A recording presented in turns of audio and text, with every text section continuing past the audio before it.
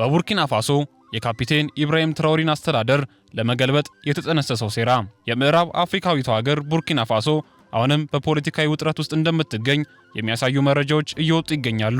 ለአውሮፓውያን አቆጣጠር ጃንዋሪ 3 ቀን ለጃንዋሪ 4 2026 ምሽት ላይ የአገሪቱ የሽግግር መንግስት መሪ ካፒቴን ኢብራሂም ትራኦሬ ላይ ያነጣጠረና ግድያን ያካተተ አደገኛ የመፈንቅለ መንግስት ሙከራ መክሸፉን የሀገሪቱ ባለስልጣናት በይፋ አስታውቀዋል። የቡርኪና ፋሶ ኢብራሂም ትራኦሬ ከአዲስ የመፈንቅለ መንግስት ሙከራ እንዳመለጡ ተዘግቧል። የቡርኪና ፋሶ መንግስት እንደገለጸው ለአውሮፓውያን አቆጣጠር ጃንዋሪ 3 ለእሁድ ጃንዋሪ 4 ምሽት ላይ ካፒቴን ኢብራሂም ትራኦሬን ኢላማ ያደረገ አዲስ የመፈንቅለ መንግስት ሙከራ እንዳከሸፈ ተናግሯል። እንደ ባለስልጣናቱ ገለጻ ሴራው የሀገሪቱን ርዕሰ መስተዳድር እንዲሁም በርካታ ወታደራዊና ሲቪል ሰዎችን መግደል ያካተተ ነበር። የምዕራብ አፍሪካዊቱ ሀገር የደህንነት ሚኒስቴር የሆኑት መሐማዱ ሳና ስለ መፈንቅለ መንግስቱ ቁልፍ ዝርዝሮች ይፋ ባደረጉት መሰረት ሙከራውን አድራጊዎቹ በጎረቤት ሀገራት ጭምር የገንዘብ ድጋፍ የተደረገላቸው መሆናቸውን ገልጸዋል። መሐማዱ ሳና ምሽት ላይ በተላለፈው የመግለጫ ስርጭት ላይ የመፈንቅለ መንግስቱ ዋና አቀጣጣይ የሆነው ግለሰብ ኢብራሂም ትራኦሬ በ2022 ከስልጣን ያስወገደው ሰው እንደሆነም ተናግረዋል።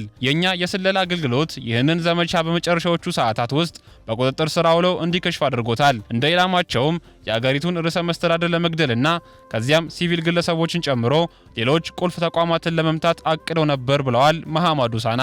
የደህንነት ሚኒስትሩ በተጨማሪም የደህንነት ወኪሎች ሴረኞቹ እቅዳቸውን ሲወያዩ የሚያሳይ ቴፕ እንዳገኙም ገልጸዋል። በቪዲዮ ላይ ፕሬዝዳንቱ ቅዳሜ ጥር 3 በቤት ወይም በቅርብ ርቀት ላይ ፈንጂዎችን በመጣል እንዴት ለመግደል እንዳቀዱ ተወያይተዋል። ከዚያ በኋላ ሌሎች ከፍተኛ ሲቪልና ወታደራዊ ባለስልጣናትን ኢላማ ለማድረግ እንዳቀዱ ተናግረዋል። እንደ ቢቢሲ ዘገባ ከሆነ የደህንነት ሚኒስትሩ ዳሚባ ወታደራዊም ሆነ የሲቪል ተከታዮችን ማደራጀቷን የውጭ ፋይናንስን በተለይም ከአይቮሪ ኮስት እንዳገኘችና የውጭ ወታደሮች ጣልቃ ከመግባታቸው በፊት የሀገሪቱን የድሮን ማስወንጨፊያ ጣቢያ ለማፍረስ እንዳሰበች አስታውቀዋል። ቀጣይ ምርመራዎችን እያደረግን ነው፣ በርካታ ሰዎችን በቁጥጥር ስር አውለናል፣ እነዚህ ግለሰቦች በቅርቡ ለፍርድ ይቀርባሉ ሲሉ ሚኒስትሩ በብሔራዊ ቴሌቪዥን ተናግረዋል። መሐማዱ ሳና በስርጭቱ ወቅት በሁኔታው ህዝቡ በተሳሳቱ መረጃዎች መርቶ በየዋህነት ወደ አደገኛ መስመሮች እንዳይገቡም አሳስበዋል። ኢብራሂም ትራኦሬ በመስከረም 2022 በቡርኪና ፋሶ መፈንቅለ መንግስት በመምራት በዓለም ላይ ወጣት የመንግስት መሪዎች አንዱ ሆነው ወደ ስልጣን ብቅ ያሉ የቡርኪናቤ ወታደራዊ መኮንን ናቸው። በወቅቱ በጦር ኃይሉ ውስጥ ካፒቴን የነበሩት ትራኦሬ በጥር 2022 መጀመሪያ ላይ በተደረገ መፈንቅለ መንግስት ስልጣናቸውን የያዙት ጊዜያዊ ፕሬዝዳንት ፓንሄርሊ ሳንዳጎሚ ዳባን ከስልጣን በማስወገድ ነበር። ይህ ስልጣን የተቆጣጠረው በወታደራዊ ኃይልና በህዝብ መካከል እየጨመረ የመጣውን የአገሪቱን እየተባባሰ የመጣውን የእስልምና ታጣቂዎች ዳሚባ መቆጣጠር አለመቻላቸውን ተከትሎ ነው። ከመፈንቅለ መንግስቱ በኋላ ትራኦሬ ጊዜያዊ ፕሬዝዳንት ሆነው ተሹመዋል። ደህንነት በማስጠበቅ ከታጣቂዎች ቡድኖች ግዛትን መልሶ በመያዝና ብሔራዊ ሉዓላዊነትን በማስከበር ላይ ያተኮረ መሪ ሆነው ራሳቸውን አስቀምጠዋል። ወደ ስልጣን መምጣታቸው የተደገፈው በጦር ኃይል ክፍሎችና በትላልቅ የህዝብ ሰልፎች ነው። በተለይም በቀድሞ አመራር ተስፋ በቆረጡ ወጣቶች መካከል።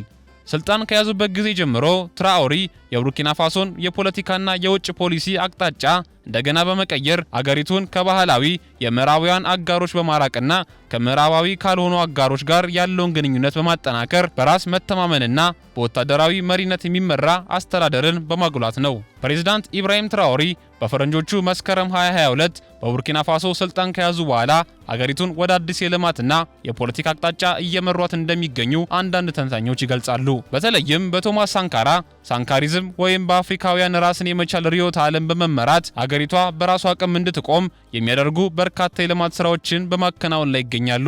በኢብራሂም ትራኦሬ መሪነት በቡርኪና ፋሶ እየታዩ ያሉ ዋና ዋና የልማት እንቅስቃሴዎች መካከልም የምግብ ሉዓላዊነትና የግብርና አብዮት የመጀመሪያው ሲሆን ትራኦሬ ስልጣን እንደያዙ ቀዳሚ ትኩረታቸውን ያደረጉት አገሪቱን ከምግብ እርዳታ ጥገኝነት ማላቀቅ ነው። ይህንን ለማሳካት የግብርና ጥቃት የተሰኘ ግዙፍ ፕሮጀክት ይፋ አድርገው መንግስት ከ1000 በላይ ትራክተሮችንና ዘመናዊ የግብርና መሳሪያዎችን ለገበሬዎች እንዲያከፋፍል ያደረጉ ሲሆን ለአውሮፓውያን አቆጣጠር በ2024 እና በ2025 አገራቸው ቡርኪና ፋሶ ከ6 ሚሊዮን ቶን በላይ የእህል ምርት በማምረት ለሁለት ተከታታይ ዓመታት ትርፍ ምርት ማግኘት ችላለች። በተጨማሪም እንደ ቲማቲም ማቀነባበሪያና የጥጥ ፋብሪካዎችን የመሳሰሉትን በመገንባት የገበሬው ምርት እሴት ጨምሮ ለገበያ ማቅረብ ችሏል። በዚህም አላበቁም።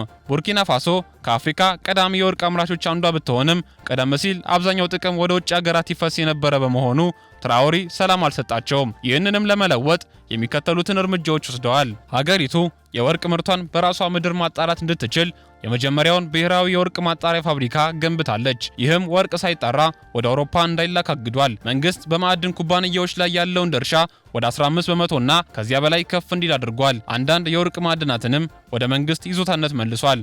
የኢብራሂም ትራኦሬ መንግስት ከምዕራባውያን ብድርና እርዳታ በተለይም ከአይኤምኤፍ እና ከዓለም ባንክ ይልቅ በሀገር ውስጥ ሀብት ላይ መተማመን መርጠዋል። እንደ አውሮፓውያን አቆጣጠር በ2025 መጀመሪያ ላይ የወጡ ሪፖርቶች እንደሚያሳዩት አገሪቱ ያለባትን የውጭ ዕዳ በከፍተኛ ሁኔታ በመቀነስና በራሷ ገቢ የመንገድና የጤና መሰረተ ልማቶችን በመገንባት ላይ ትገኛለች። ቡርኪንዲሊም የተሰኘው የመጀመሪያውን በመንግስት የሚተዳደር ባንክ በማቋቋም ለአነስተኛ ቢዝነሶችም ብድር ማቅረብ ችለዋል። ቡርኪና ፋሶ ለዓመታት በሽብርተኝነት ስትታመስ የቆየች ቢሆንም በትራኦሬ ዘመን የአገር መከላከያ ፈቃደኞች የተባሉ የሲቪል ታጣቂዎችን በማደራጀት ሰፊ ግዛቶችን ማስመለስ ተችሏል። የሳህል ሀገራት ጥምረት ቡርኪና ፋሶ ከማሊና ኒጀር ጋር በመሆን የራሳቸውን የጋራ መከላከያና የኢኮኖሚ ጥምረት መስርተዋል። ይህም ከምዕራብ አፍሪካ የኢኮኖሚ ማህበረሰብ ከሆነው ኢኮዋስ ለመውጣትና የራሳቸውን ሉዓላዊ መንገድ ለመከተል የወሰዱት ትልቅ እርምጃ ነው። ምንም እንኳን እነዚህ የልማት ስራዎች ቢኖሩም ወጣቱ መሪ ፈተና የለቀቃቸው አይመስልም። አሁንም በሽብርተኞች ቁጥጥር ስር ያሉ